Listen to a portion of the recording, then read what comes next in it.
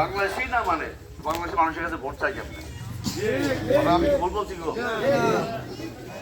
স্বাধীনতার পক্ষে বিপক্ষে শক্তির সাথে আছে না স্বাধীনতার পক্ষে শক্তির সাথে আছে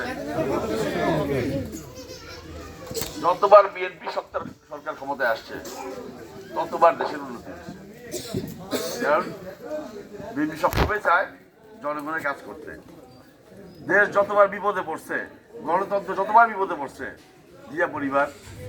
আগে আসছে ৭১-এ শেখ মুজিবুর রহমান সাহেবরে পাকিস্তান আর্মি ক্যান্টনমেন্টে আটকে রাখলো আওয়ামী লীগের নেতারা নিজেদের রক্ষা করতে ব্যস্ত হয়ে গেল দেশ একটা বিশৃঙ্খল অবস্থায় ছিল জিয়া রহমান সাহেবের ২৬শে মার্চে স্বাধীনতার ঘোষণায় যত বাঙালি পাকিস্তান আর্মিতে ছিল সবাই বাইর হয়ে বিদ্রোহ ঘোষণা করলো এবং মুক্তিযুদ্ধ শুরু করলো আমি ভুল বলছি গো আবার ৯০-এর আন্দোলনে এরশাদ সাহেব যখন স্বৈরাচারী সরকারের মতো আচরণ শুরু করলেন গণতন্ত্রের জন্য বিপন্ন দেশনেত্রী বেগম খালেদা জিয়া আন্দোলন করে ৯০-এর আন্দোলনে আবার দেশে গণতন্ত্র আনলেন ২০২৪ সালেও আমরা গত ১৬-১৭ বছর ধরে গণতন্ত্রের জন্য লড়াই করছি যেন আমরা গণতন্ত্র ফেরত পাই আপনারা চান না আপনাদের ভোটটা আপনারা দেন যারা খুশি তারা দেন এটাকে আপনারা চান না